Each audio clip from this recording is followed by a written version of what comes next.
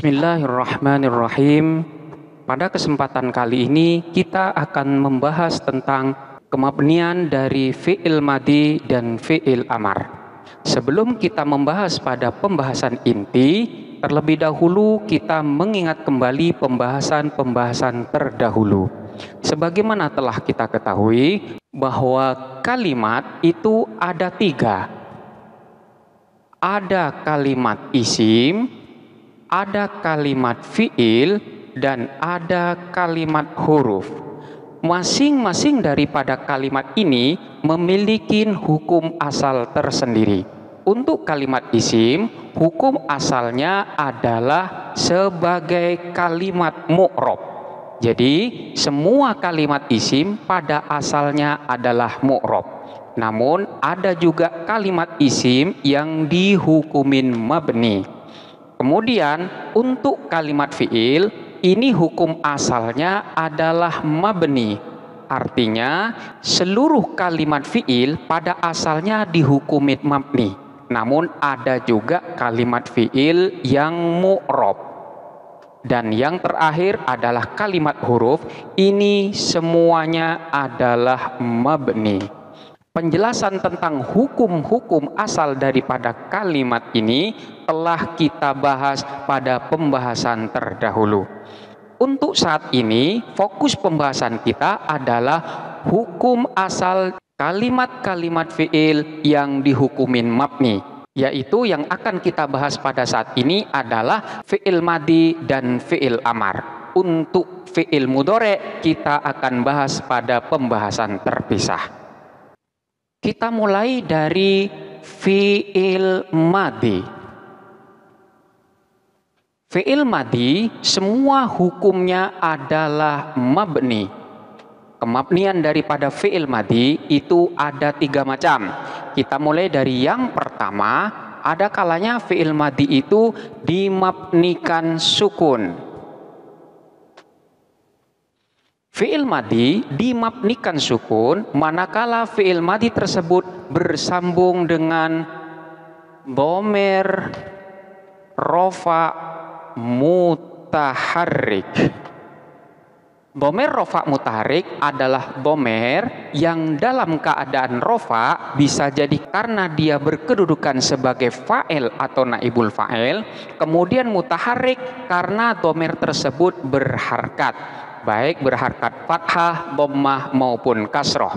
Kita ambil contoh seperti lafaz nasortu. Pada lafaz nasortu ini terdapat fi'il madhi yang bersambung dengan dhamir rafa mutaharrik yang dalam hal ini adalah dhamir tu.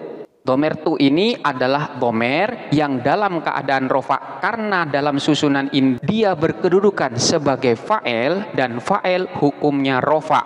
Kemudian dhamir ini berharkat, maka tu masuk dalam kategori dhamir rafa mutaharrik. Karena memang fi'il madhi ini bersambung dengan dhamir rafa mutaharrik, maka dia dimabnikan dengan sukun. Contoh lagi seperti lafaz istaghfarna. Istaghfarna ini adalah fi'il madhi. Dalam hal ini fi'il madhi itu bersambung dengan dhamir na, dan dhamir na ini adalah dhamir rafa mutaharrik. Ini adalah dhamir yang berkedudukan sebagai fa'il dan fa'il harus rafa, dan na ini berharkat fathah sehingga dia dikatakan sebagai dhamir mutaharrik. Ini yang dimaksud dengan dhamir rafa mutaharrik, sehingga fi'il madhi ini mabninya mabni sukun. Bentuk kemabnian fi'il madhi yang kedua adalah fi'il madhi tersebut dimabnikan dhammah. Fi'il madhi dimabnikan dhammah manakala fi'il madhi tersebut bersambung dengan waw jama'. Waw jama' ini juga termasuk dhamir. Dhamir yang bermakna laki-laki banyak. Contohnya seperti lafaz nasaru. Nasoru ini adalah fi'il madi yang bersambung dengan wawu jamak. Karena bersambung dengan wawu jamak, maka dia dimabnikan dengan dhammah. Nasoru. Di sini maknanya adalah telah menolong siapa mereka laki-laki banyak, atau mereka laki-laki telah menolong. Contoh lagi seperti lafaz jalasu. Jalasu ini juga fi'il madi yang bersambung dengan wawu jamak, maka di sini mabninya mabni dhammah. Contoh lagi seperti lafaz yang sering kali kita dengar, yaitu ya ayyuhalladzina amanu. Di sini terdapat lafaz amanu, mabninya mabni dhammah karena fi'il madi ini bersambung dengan wawu jamak. Ini adalah bentuk dari kemabnian fi'il madi yang kedua. Dan bentuk kemabnian dari fi'il madi yang ketiga adalah fi'il madi tersebut dimabnikan fathah. Fi'il madi dimabnikan fathah manakala dia tidak bersambung dengan yang pertama dhamir rofa mutaharrik, dan yang kedua manakala tidak bersambung dengan wawu jamak. Jadi jikalau fi'il madi itu tidak bersambung dengan dua hal ini, maka fi'il madi dimabnikan dengan fathah. Contohnya seperti lafaz nasoro. Pada lafaz nasoro di sini mabninya mabni fathah karena lafaz nasoroh yang merupakan fi'il madi tidak bersambung dengan dhamir rafa' mutaharrik dan juga tidak bersambung dengan wawu jamak. Di sini tidak ada dhamir rafa' mutaharrik, setelahnya juga tidak ada wawu jamak, sehingga dia dimabnikan dengan mabni fathah. Contoh lagi seperti lafaz qara'a.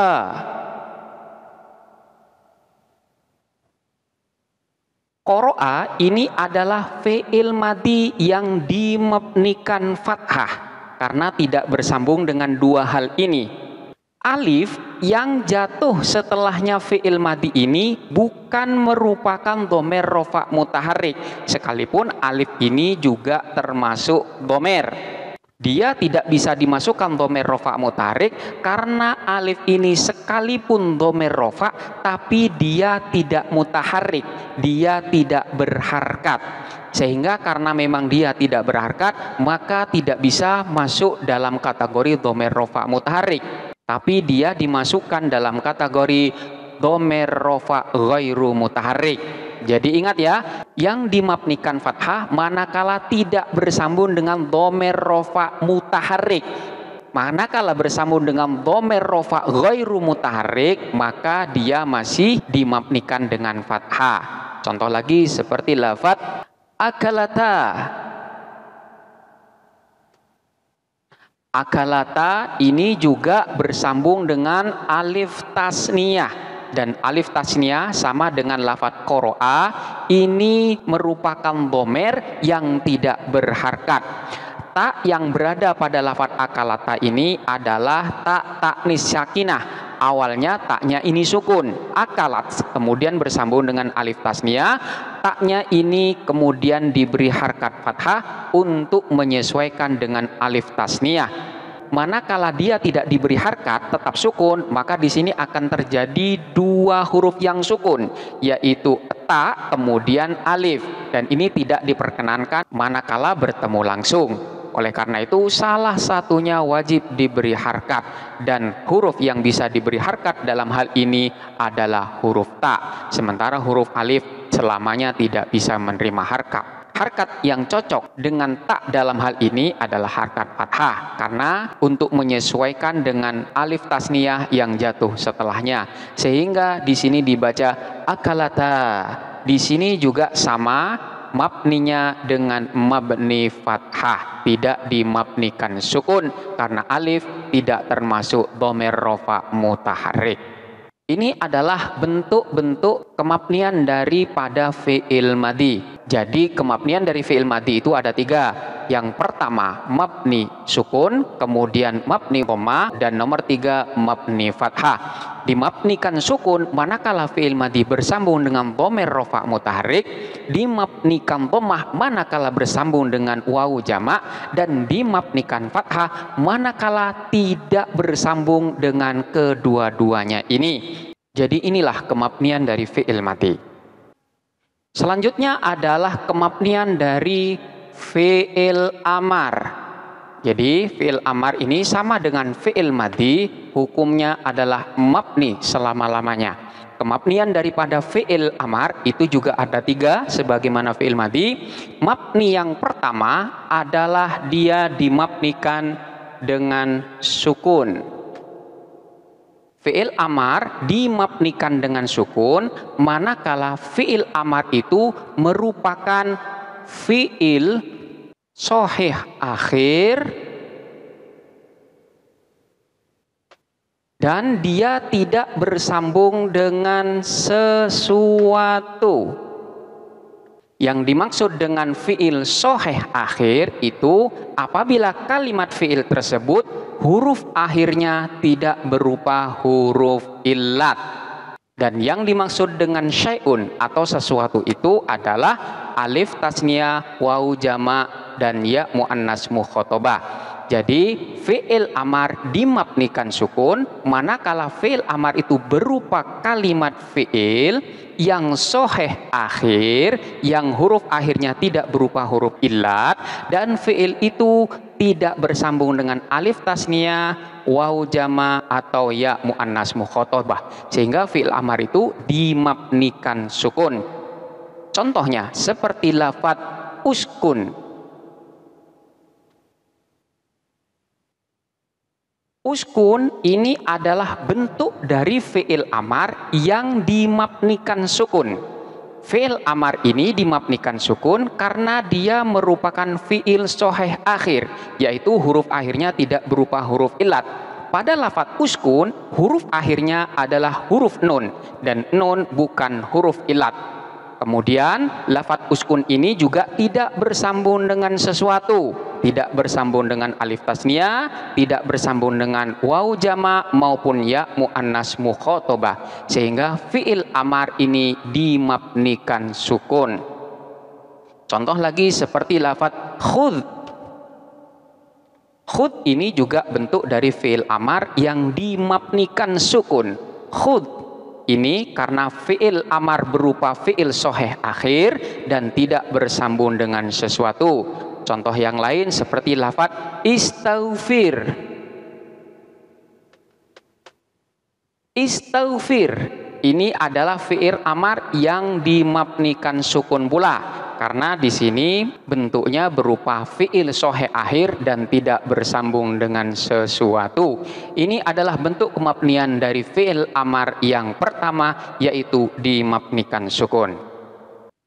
Bentuk dari kemabnian fi'il amar yang kedua adalah dia dimabnikan dengan membuang huruf illat yang ada di akhirnya. Sekali lagi, bentuk dari kemabnian fi'il amar yang kedua adalah dengan membuang huruf illat yang ada di akhirnya.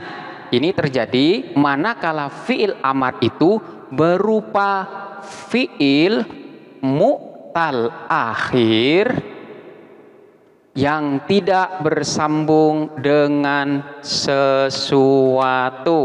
Jadi kebalikan daripada kemabnian yang pertama tadi. Jadi untuk kemabnian yang kedua ini dengan membuang huruf illat yang ada di akhirnya manakala berupa fi'il mu'tal akhir. Artinya fi'il tersebut berupa kalimat fi'il yang huruf akhirnya berupa salah satu dari huruf illat.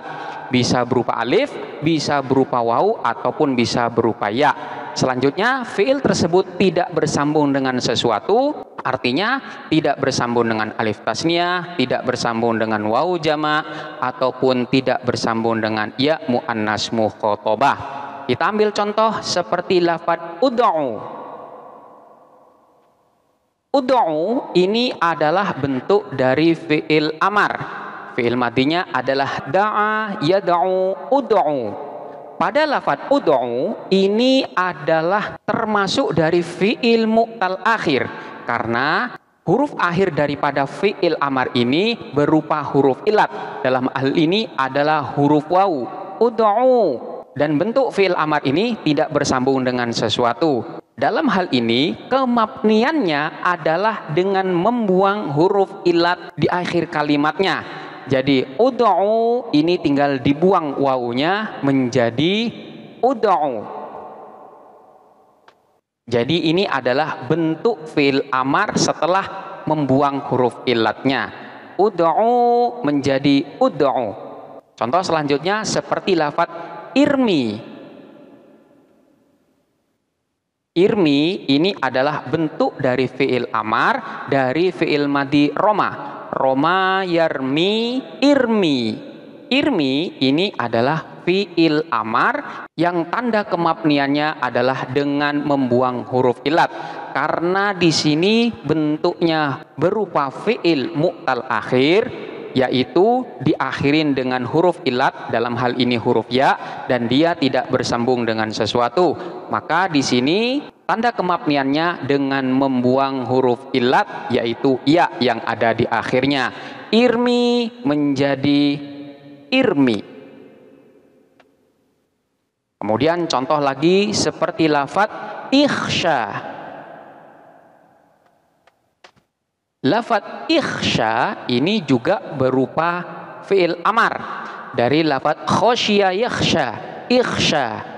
Ikhsha ini adalah berupa fi'il mu'tal akhir karena huruf akhirnya berupa huruf ilat dan dia tidak bersambung dengan sesuatu. Maka di sini bentuk kemabniannya adalah dengan membuang huruf ilat. Ikhsha, huruf alif yang ada di akhirnya ini dibuang menjadi ikhsha. Alifnya dibuang. Ini adalah bentuk kemabnian fi'il amar yang kedua, yaitu dengan cara membuang huruf ilat yang ada di akhir kalimatnya.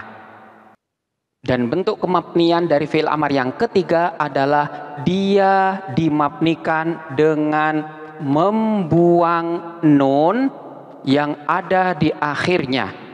Jadi kalau yang kedua bentuk mabniannya adalah dengan membuang huruf ilat, tetapi yang ketiga ini membuang nun yang ada di akhir kalimatnya. Hal ini terjadi manakala fi'il amar tersebut bersambung dengan sesuatu, yaitu manakala bersambung dengan alif tasniyah atau bersambung dengan waw jama' atau bersambung dengan ya mu'annas mukhatabah. Manakala fi'il amar tersebut bersambung dengan salah satu dari ketiga hal ini, maka di sini tanda kemabniannya dengan membuang nun. Contohnya seperti lafadz unsuroni. Unsuroni ini adalah bentuk dari fi'il amar yang bersambung dengan alif tasniyah. Manakala fi'il amar tersebut bersambung dengan alif tasniyah, di sini biasanya diikutin dengan nun. Karena bentuk fi'il amar ini berasal dari af'alul khomsah. Awalnya dalam af'alul khomsah di sini terdapat nun di akhirnya. Sehingga ketika dibentuk fi'il amar, maka nun tersebut tetap ada. Dalam hal ini, karena memang hukum daripada fi'il amar itu mabni, maka di sini pun harus dimabnikan. Dan tanda kemabniannya itu adalah dengan membuang nun yang ada di akhirnya. Sehingga unsuroni menjadi unsuro setelah nunnya dibuang. Contoh lagi yang bersambung dengan waw jama' seperti lafadz unsuru. Awalnya adalah unsuruna. Unsuruna ini adalah bentuk dari fi'il amar, berasal dari af'alul khomsah yang berbentuk yansuruna. Yansuruna menjadi unsuruna. karena memang hukum daripada fi'il amar ini mabni, maka di sini pun harus dimabnikan dan tanda kemabniannya adalah dengan membuang nun. Unsuruna menjadi unsuru. Contoh yang bersambung dengan ya muannas mukhatabah adalah unsurina. Unsurina ini juga bentuk dari fi'il amar yang bersambung dengan ya muannas mukhatabah, dan bentuk unsurina ini berasal dari bentuk af'alul khamsah yaitu tansurina. Karena fi'il amar ini wajib dimabnikan, tanda kemabniannya dengan membuang nun. Unsurina menjadi unsuri. Unsuro, unsuru, unsuri itu adalah bentuk-bentuk dari fi'il amar yang bersambung dengan alif tasniyah, waw jamak, dan ya muannas mukhatabah, dan tanda kemabniannya adalah dengan membuang nun. Inilah bentuk-bentuk kemabnian daripada fi'il amar. Selanjutnya silahkan untuk dipelajari dengan seksama.